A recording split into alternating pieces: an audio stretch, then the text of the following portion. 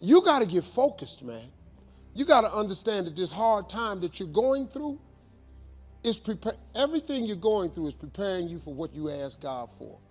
Every trial and tribulation you go through prepares you for the life God has for you.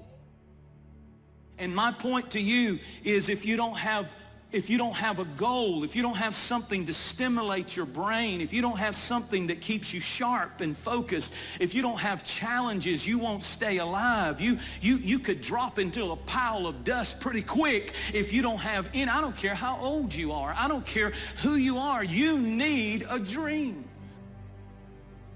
To commit means to put your body and soul into something. To offer your life as a sacrifice means that you're willing to make a bargain with fate. And the bargain is, I'm going to act as if I give it my all, then the best possible thing will happen because of that. And it has to be an act of faith, because how are you going to know? You can look at other people, but that isn't going to do it. It's a decision. That's the covenant, right? It's a decision about how to live in the world, because the evidence can't be there before you make the decision. Because it's not like you don't have a dream for your life. It's not like you don't have a desire. In fact, some of you, it's not that you don't even have faith in God. Your problem is every time you step out, you have yoked yourself up to people that you have no business being yoked up to, and your life is going in zigzags. Why is it I'm back here again, this time like I was last year? I should have overcome that. I should be further. I should be stronger. There are three kinds of people. There are people who make things happen, people that watch things happen, and people that don't know what happened. That's the majority. And they'll be standing in line somewhere, hoping that somebody with mercy and pity will look in their direction. No! Hey, listen here. You've been given authority and dominion over everything on the face of the earth. Listen to me. Be willing to learn something. Keep moving in the direction of where you want to go. Continue to fall forward.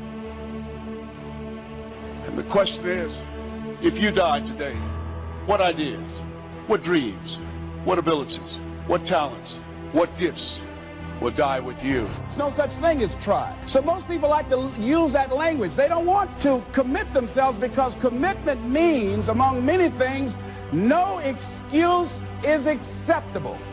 That's what it means. No excuse. That if you decided that you're going to do this, if it becomes hard, then do it hard. If it's difficult, so what? If it's inconvenient, so what? See, a lot of people made a commitment to come here tonight, but they looked outside and said, it's raining. And that's how people do about their dreams. They don't honor their commitment to themselves. Let me tell you what happens when you don't keep your commitment. Number one, it begins to deplete your self-esteem, and it erodes your self-image. You know your strengths. You know your dreams. You know your heart. So why don't you sit down and reflect for a moment and ask yourself, what do I really want to accomplish that I haven't accomplished yet? I mean, get on your agenda. Get in your area, in your space, and say, I need to challenge me, because here's what I feel and here's what I believe. When you challenge yourself, you're challenging yourself in an area that is close to your heart, and it's who you are. Some of your goals should be personal development. The person you wish to become. Develop skills that make you attractive to the marketplace. Develop the temperament and the attitude that makes you attractive to the business world. The attitude and the temperament that makes you a splendid father, studying the art. Because here's what's important. It's not what you get that makes you valuable. It's what you become that makes you valuable. See, when you get to a certain place, when you're willing to risk, this God said, if you're not willing to risk, you can't grow. And if you can't grow, you can't become your best. And if you can't become your best, you can't be happy. And if you can't be happy, what else is there? Yet many of you have been working on jobs. That is not you. Why do you do it? Oh, to pay the bills. But you've gotten to a point where that's not enough. The other thing is that you begin to develop weak relationships with people. People begin to realize they can't depend upon you. They can't rely on you because you won't keep your word. You've established that kind of reputation. Just think, what would your life be like if you decided to keep your commitments? That we decided to do the things that we said that we were going to do. I am going to be curious about myself. I am going to make it my mission every day to wake up and discover a new version of me. I'm going to make it my mission to explore the corners, the far corners of myself, just to see what's there, because I want to know what else is in me, you know. And that's the attitude to have if you want to get more out of this life. You know, you've got to be curious about yourself. You have to have a made-up mind that you are in it for the long haul. It may be difficult. You have a good reason to walk away. Don't take the easy way out. Stay committed to your dreams. Don't give up on the promises God put in your heart. It may be taking longer than you thought, but God is still on the throne. Stay committed to your job. Be a loyal person, somebody they can count on day in and day out. You're not always going to feel like it. There will be good days and tough days. That's when you have to dig your heels in and say, I'm going to do the right thing when it's hard. I'm committed to this job. I'm going to be my best even though my supervisor isn't treating me right. I'm committed to my dreams. I'm not going to give up because I don't see anything happening. I'm going to keep believing, expecting, thanking God. I know it's on the way. God rewards consistent, faithful, committed people. People telling you, hey, you can't do this, that doesn't matter. You have no idea what's possible for you, and because you don't even know what's possible for you, they have no clue what's possible for you. So you've got to keep going and keep pushing and keep leaping. There's some pain involved, but you got to go past the pain, and I'm telling you what's on the other end is more rewarding than anything you can think about right now. All right? So you got to go in there, take that attitude with you. This might be the day. This might be the day. I keep saying this year after year. It's the person you become. I admired my friend Mark Hughes for the fortune he made and the company he built. Guess what I admired more? The person he became in a short 44 years. He was unique. He bought the idea at age 19 of personal development and worked on it daily from that day until the time he died. The idea of becoming an attractive person, a skillful person, a good friend, a good colleague, a good partner, a good member of the round table. See, that's the key, the person you become. Ask yourself truthfully, your big goals and dreams, are you really clear on what they are? Because if you don't have that, we can't even get started. You know how mandatory it is to be clear and specific for what you want, right? But then the next layer is this. Can you get laser obsessively focused almost to its exclusivity, almost, but for an extended period of time? Can you honestly say you've done that? That's how you must be. Commitment means standing up for your life. It means honoring yourself. It means beginning to say and to see and recognize your alignment and oneness with the universe, and that you are a channel for life to express through. And we short-circuit it with anger. We short-circuit it with fear. We short-circuit it by being lazy or apathetic or giving up easily. Why? We say, oh, it's too hard, it's too hard. We don't challenge our spirit. Ladies and gentlemen, there's nothing as powerful as the human spirit. You can't destroy it. You can pervert it, but you can't destroy it. So beware of what you become, pursuing what you want. Some things I went for in the very beginning cost me too much. I got so obsessed with some things that I found out later the price was too big to pay. If I would have known better, I never would have paid. But sometimes we learn when? After. So don't become so obsessed with something that you lose your sense of reason or it costs you your friends. Don't be so obsessed with something that you compromise your virtues and your values. What do you think about? What is your dream? You know why you're listening to me right now? Because what's in me is in you. You want a larger life. You know why you're watching me right now? And that you're going to get a breakthrough, that things are going to be better for you, that you're willing to work on you. You're learning how to live life now. Whatever threatens you, I'm asking you to threaten it back. Take care of your responsibility, but don't take anything off anybody.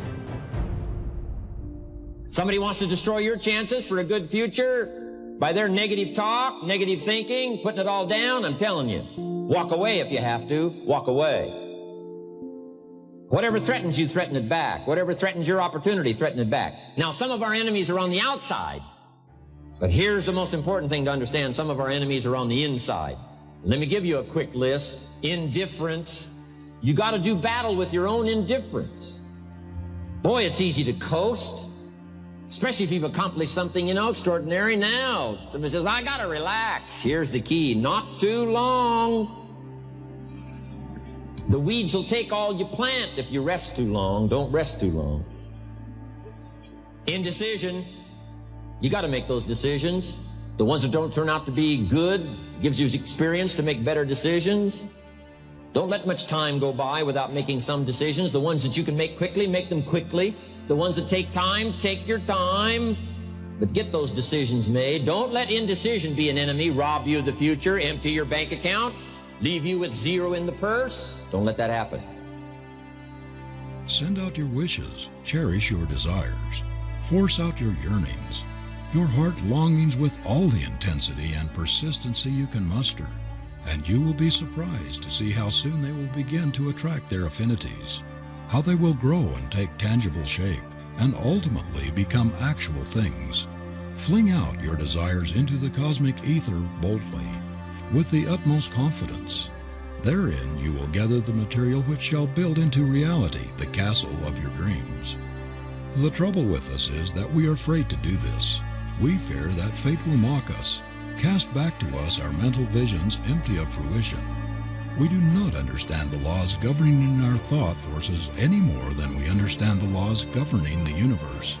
If we had faith in their power, our earnest thoughts and efforts would germinate and bud and flower, just as does the tiny seed we put into the earth.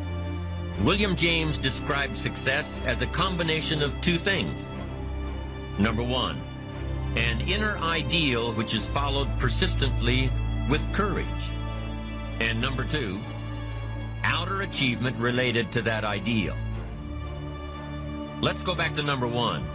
An inner ideal which is followed persistently with courage. I take that to mean defining a goal and having the resolve to complete it. No matter what, I'll do it or die. Promise yourself you'll read the books until your skills change. Go to the seminars until you get a handle on it. Do it until it makes sense. Practice it until you've got it right. Don't give up until you get where you want to be, however long that is. Step by step, piece by piece, book by book, seminar by seminar, do it until. Go for it. You see, the human mind is the last great unexplored continent on Earth. It contains riches beyond our wildest dreams. It will return anything we want to plant. Now, you might say, well, if that's true, why don't people use their minds more? Well, I think they figured out an answer to that one, too. Our mind comes as standard equipment at birth. It's free, and things that are given to us for nothing we place little value on.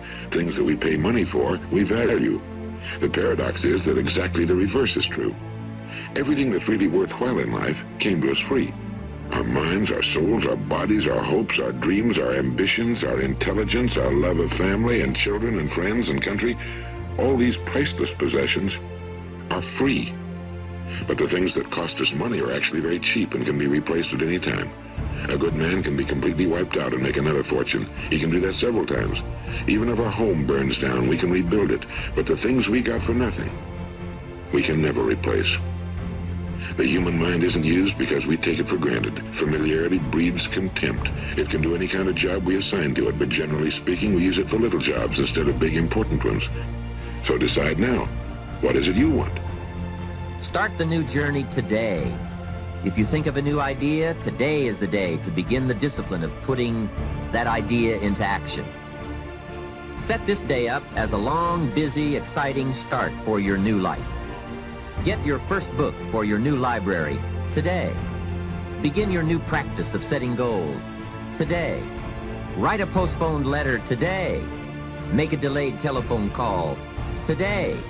Pick up your camera and take a picture of something to start your new treasury of photographs today. Get some momentum going on your new commitment to the better life. See how many activities you can pile on in this first day. Go all out. Break away from the negative downward pull of gravity. Start the thrusters going. Prove to yourself that waiting is over, hoping is past, and that faith and action have now taken charge. It's a new day, a new beginning for your new life. With discipline, you can't believe the list of positive moves you can make in the first day of your new beginning.